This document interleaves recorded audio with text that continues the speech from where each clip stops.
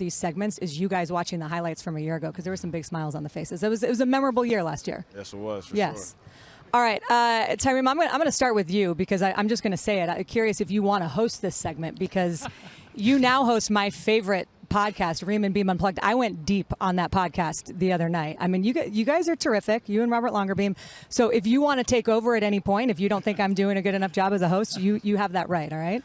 Yes, ma'am. Yeah? Okay. Thank you about that. What is it like? And you see some of the footage there, and both of you have been guests on the podcast, which, Mo, I think you were guest number 1 and you were guest number 2? I was 3, yeah. You were 3. Okay. I didn't want to bring that up, but now that we're talking about it, if there's anything you want to say. You're good.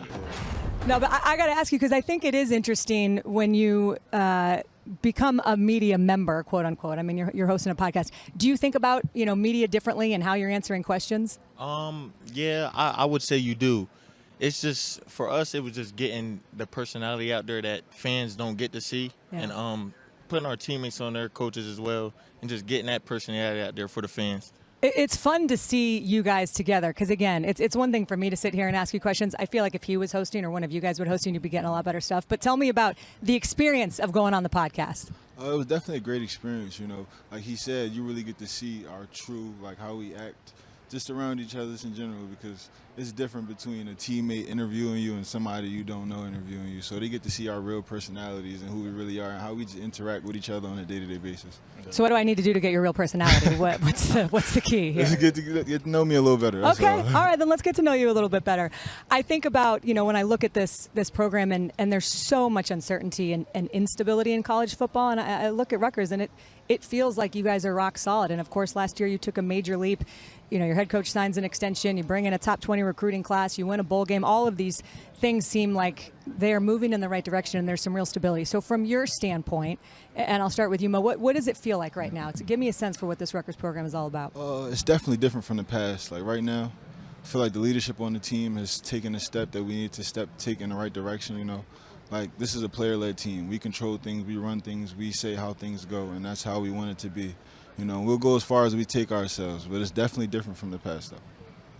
Kyle, when I look at you, I mean, you lead the league in rushing last year, but what impresses me most when I look at that stat is 866 of those yards came after contact. So you are earning every single thing that you are getting.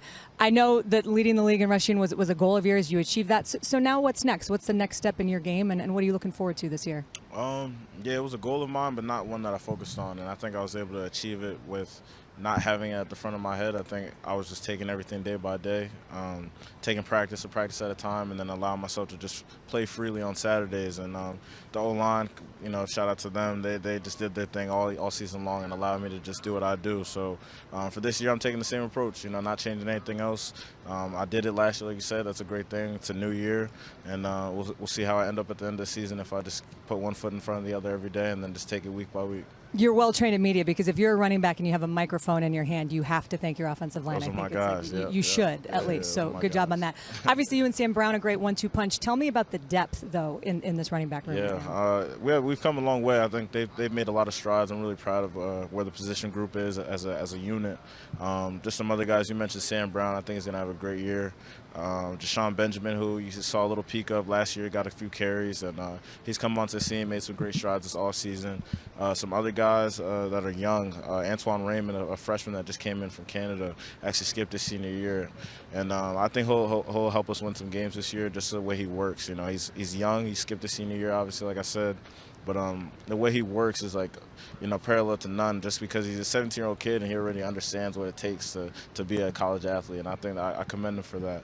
And then some other young guys that are figuring it out, Gabe Winovich, Ed Guerriere, they're finding their way. And then other guys in the room, Donovan Delaney, Jordan Kinsler. Just as a unit, we hold each other together and we compete. So when everybody's competing, it just rises the level of competition, and it makes us better day in and day out. Well said. And Tyreem, I want to check in and see how you're doing, because obviously you're a big piece of this defense and everyone wants to know how you're feeling. Coach said you're on pace to be able to go for the season opener. But what have you learned about yourself? I think there's sometimes when you're rehabbing, it can be lonely. A lot of guys talk about just how hard it is to be away from your teammates. But what has this been like for you, and how are you feeling physically? Yeah, at first it was extremely hard, but having guys like Mo and Kyle and then my other teammates back home, they kept me up throughout the whole process. I know it was going to be a long road to recover from this type of injury, but having these guys beside me and being with me. I've been just attacking my rehab and taking it day by day. Do you have a different perspective on the game? No, I really don't. Since I've been out, I've just been viewing it differently, just watching my teammates go to work every day, trying to help them when I was out, just coach them on the sideline, from the sidelines. So, Mo, you know what it's like to sit out with an injury and how hard that can be to be away from your team. You know, you were a finalist for Comeback Player of the Year last season. What did your time away mean to you? And now that, you think about where you're able to come back and do next year, how are you feeling physically? Physically, I'm feeling good. I'm feeling very healthy. Knees not bothering me at all. And just like having Reem, he was there for me last year when I was hurt. Football is kind of like a coping mechanism for me. Like I use football to escape from reality at times. When I'm playing football, I'm having fun. I'm with my friends. I'm just enjoying my time. So not having that for that year was kind of tough. Like I had guys like Tyreem, Kyle, and my other brothers on my team that just lifted me up throughout the whole year and just kept me up and kept giving me words of encouragement and just letting me help them. That brought me peace. That helped me sleep at night, just letting me help them, coach them up, and just doing the same for Reem now when he's in this situation, just being there for him, giving him words of encouragement. But he's been keeping up himself, though, at the same time. Yeah. Like, I'm proud of him because he hasn't he hasn't put any doubt in himself. He's kept his head up, and he's just coming in every single day and just keep working and just keep chopping. And he continues to motivate our group, not even just me, our whole linebacker unit. So I do think the mental part of coming back from an injury is just as important as the physical rehab. But you mentioned the brothers on your team. You actually do have a brother on the team. What's that like? It's honestly amazing, like just having him there every single day. Like, at first, I didn't want to be too hard on him, because it's my brother. He's been around me his whole life. He's been hearing my mouth since God knows how long, So it's just like, but watching him become his own man, watching him grow into his own man and becoming who he wants to be and just watching him fall in love with the process. It's been amazing, He's just been grinding and just trying to get better so he can be the player that he wants to be and just growing into the man that he wants to be, so. There are so many storylines on this team. I could keep you guys here all day, but one of the guys I want to talk to you about is Timmy Ward. And, I was just really understanding his story. Hodgkin's lymphoma survivor, joined the team 3 years ago as a student manager, started as a walk-on, and then had that moment in the bowl game last year where he recovered the go-ahead touchdown. Just what does he bring to this team, and what was that moment like? What do you remember about it? Yeah, that Timmy's story is like one of the most inspirational stories I've ever even heard, and to see him day in and day out, like sometimes I just look at him like you really worked yourself to get to this point, not only just for football and life, like to be able to overcome that.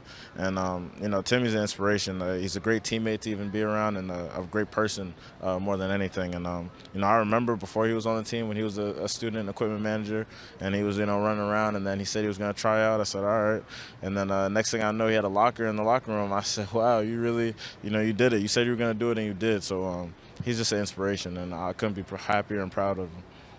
It's awesome. And to have guys like that, again, in the locker room, it's just the perspective, I think, that is so important to be able to have around. You guys play USC on a Friday night at the Coliseum, and it's an 11 p.m. Eastern kickoff time. I know you know that, but just, have you thought about being able to go play in that venue and what it's going to be like to go out to LA and play in the Coliseum, and B, kind of the logistics around that? Is that something you guys have talked about? Yeah, for us, I think it's going to be a lot of fun just going out there on the West Coast and playing football, doing something you love at the end of the day. But yeah, it's going to be different for us, but we look forward to the challenge, and we can't wait for that opportunity. Well, you guys are no longer the new guys in the conference now. What was it like when you found out that Oregon and Washington and USC and UCLA were going to be joining the Big Ten? Well, I was excited, honestly. I feel like it's going to be good for the Big Ten, and a lot of those teams that were added, I haven't been to those places, so just getting the opportunity to go out there and play at USC this year. I've never been to California, I've never played in the Coliseum. That's just a dream. Like, you grow up watching those teams play, and just seeing those stadiums, those legendary places. So just being able to go compete against them, it's amazing. I love being able to have that opportunity. I love that. You're going to love it. Be careful of the horse traveler. I almost got run over by the horse. It's a live horse, yeah, so I'll give you that tip. Okay. Tell me what you're most looking forward to, because I think there's plenty of things as you look at your guys' schedule, and I mentioned the Friday night's games. You also host Washington in the Big Ten opener in late September. I know, yes, you have to think about game one, and that's the only thing, but as you look ahead, what are some of the venues you're excited to go to besides the Coliseum, and what do you think of when you look at the schedule? I wouldn't say any venue particularly. I'll just say that this is the most different schedule I think I've had since I've been in college. 2 bye weeks, one really early at that as well after 2 games. So it's going to be a different type of season just in terms schedule wise. And like you said, like you mentioned, the West Coast game, that's going to be a little different logistically. But just taking it day by day and game by game. So we try not to think too much ahead. Howard's our first opponent that we have, so we're going to be focused on them. I know we got some Friday night games in there. Howard's a Thursday game, so whatever's in front of us, we're just going to put our head down and chop it. Yeah. Well said. Okay, last thing, I'm going to let you guys go. Tyreem, what do I have to do to be a guest on your podcast? Like, what's we welcome all guests. You do welcome all guests. Yes. Okay, I'm going to follow up because Please 22 is my favorite number, and I like East Coast pizza. And other than that, I don't know what qualifications I have to be on your podcast. Yeah, we would love to have you on the show. All right. Gentlemen, thank you so much. Thank Best you for of luck having this us. season. Thank you for having Watching us. you.